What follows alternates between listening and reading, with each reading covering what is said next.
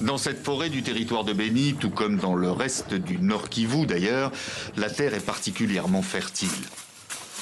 Trop peut-être face à l'appétit dévorant des groupes armés implantés dans la région. Nous cultivons nos champs avec la peur d'être massacrés car le cacao est très convoité, que ce soit par les rebelles ou même par nos soldats. Ils veulent tous du cacao. Faut dire qu'en quelques années, la petite fève de cacao s'est transformée en véritable or brun sur les marchés mondiaux. Plus que toute autre matière première agricole, son cours bat tous les records, son prix a quasiment triplé, ne serait-ce que l'année dernière. Le cacao est la plus grande cause de la guerre. Sans lui, elle aurait peut-être déjà pris fin. La plupart des massacres ont lieu dans les champs. Et bon nombre de producteurs témoignent régulièrement avoir échappé à plusieurs embuscades tendues par les groupes armés, à tel point que bon nombre d'entre eux ont tout simplement décidé d'abandonner leurs champs, tout comme leurs employés. Je ne vais plus cultiver à cause des tueries qui se passent tous les jours.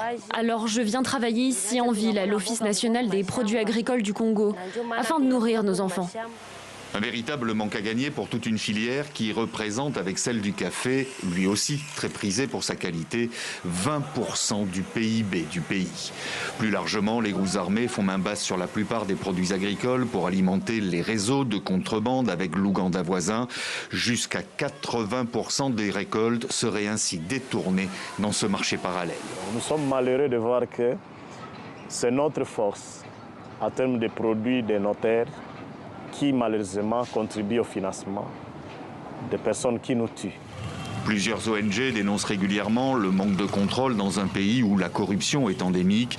D'ici la fin de l'année, l'Union européenne prévoit de ne plus reconnaître le label bio attribué au cacao congolais, en raison notamment de cette insécurité qui empêche les inspecteurs de se rendre sur place.